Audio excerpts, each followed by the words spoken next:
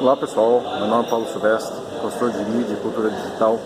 Estou aqui na Unibis Cultural, acabei de sair de um evento que foi Desafios Digitais na Educação, promovido pela Câmara Brasileira do Livro e pela Microsoft. Evento muito interessante, trouxe alguns questionamentos muito pertinentes com relação não só à questão da adoção da tecnologia na sala de aula, mas também nas mudanças que o próprio processo de educação vem sofrendo.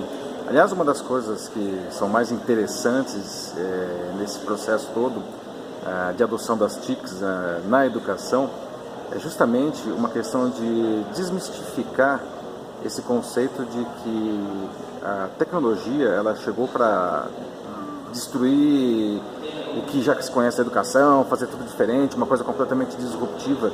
E, na verdade, a proposta não é essa, não. A tecnologia na educação, assim como a tecnologia em qualquer outro lugar, é uma ferramenta. Claro que assim, existem ferramentas que são disruptivas, mas a proposta não é, por exemplo, de maneira nenhuma, substituir o professor ou mudar conceitos essenciais da educação. A proposta da tecnologia na educação, assim como em outros segmentos, é justamente a possibilidade de você fazer melhor aquilo que você já faz. Uma coisa que eu vi aqui que achei muito interessante, foi trazido por um professor do Colégio Bandeirantes, né? É demonstrar como que a tecnologia ela permite, por exemplo, que o relacionamento das pessoas dentro do processo de educação, dentro da escola, seja na sala de aula, seja em qualquer outro ambiente escolar, ele se modifica.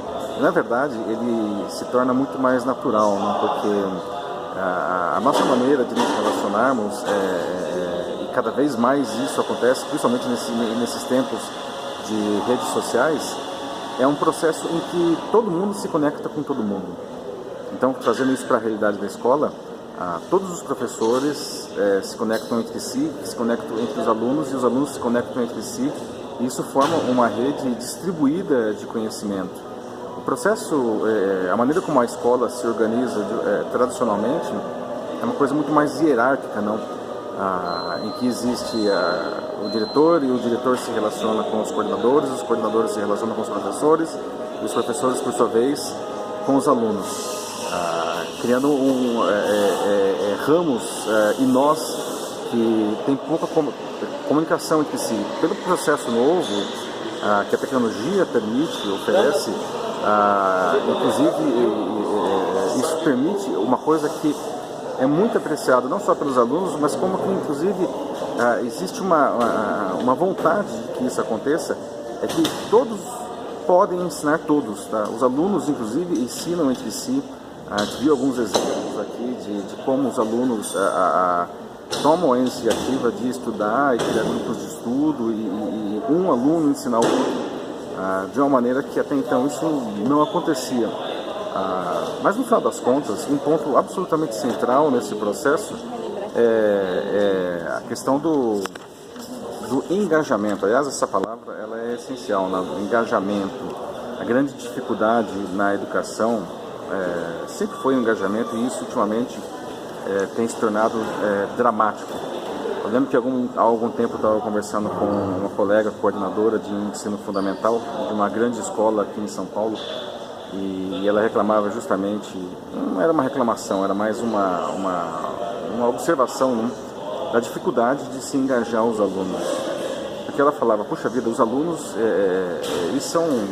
eles têm um comportamento totalmente multimediático, eles esperam aprender os conteúdos de uma maneira multimídia.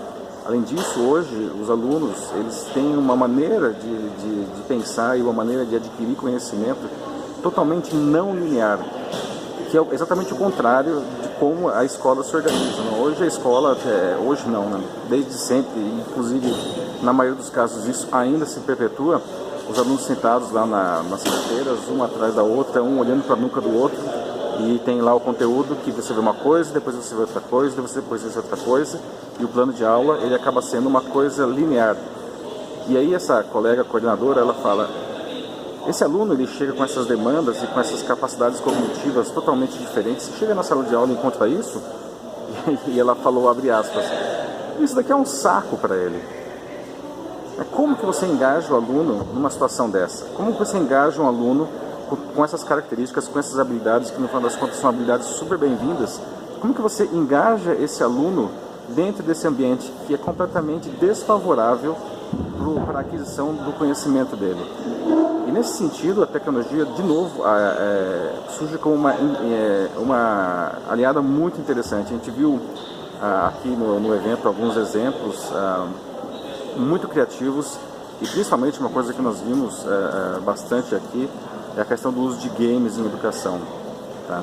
Games de prateleira, games educativos, e um destaque que é inevitável, não tem como não falar, que é a questão do Minecraft, que é hoje a grande estrela dos games da educação. Inclusive a Microsoft, que comprou há alguns anos o Minecraft, ela desenvolveu uma versão educacional do Minecraft que está disponível gratuitamente para quem tem o pacote do Office 365 aqui, em caso de escolas que já adotam essa plataforma, isso está disponível. Né?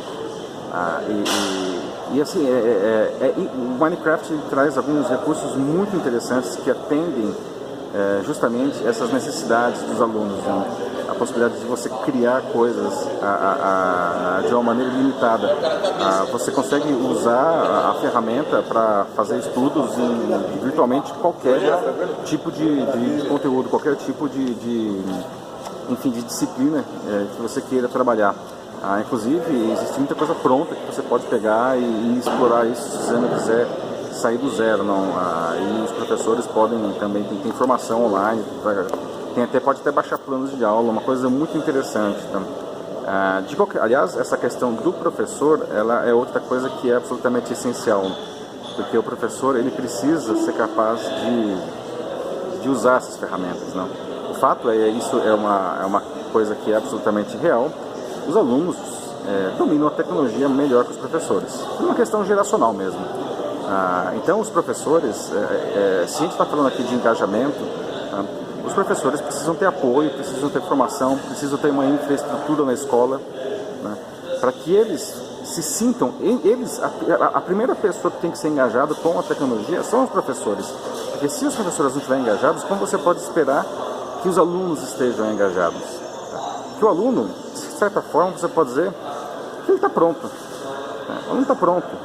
Se você oferecer para ele alguma coisa que fale essa linguagem, que atenda a essas demandas dele, essa característica de adquirir o conteúdo de uma maneira não linear, essa vontade de querer fazer as coisas, não, se você oferece um propósito para o aluno, os resultados são muito interessantes, mas o professor precisa estar preparado para isso daí, não? Quando essas duas coisas acontecem, o professor está engajado e o aluno já está pronto, ansioso para fazer essa necessidade, coisas incríveis podem acontecer. A gente viu os exemplos aqui, a gente sabe que enfim, quando a gente vê os exemplos assim nesses eventos, não, parece que tudo fosse lindo e fácil, e não é assim, né? Infelizmente são ilhas de excelência, mas a gente tem que pelo menos se inspirar nesses exemplos para buscar as soluções. A educação, ela precisa muito disso daí, precisa de engajamento. O futuro da educação passa por isso daí, porque dessa maneira os alunos, eles vão juntos, tá? Então, isso aí queria compartilhar com vocês um pouco do que eu vi aqui no evento. Foi um prazer. A propósito, hoje é dia 9 de novembro de 2017, para quem não sei quando vocês vão ver esse vídeo, mas na terça-feira que vem, dia 14, eu vou oferecer uma aula aberta, gratuita, no curso de extensão lá da PUC, que eu dou uma aula de educação digital. Depois eu vou colocar aqui embaixo, nos comentários do vídeo, o link para quem quiser se inscrever. Vai ser um barato, lá na PUC da Consolação, dia 14 de dezembro, 14 de novembro de 2017, a partir das 7h30 da noite. Sou Paulo Silvestre, direto da Unibis Cultural. Um grande abraço.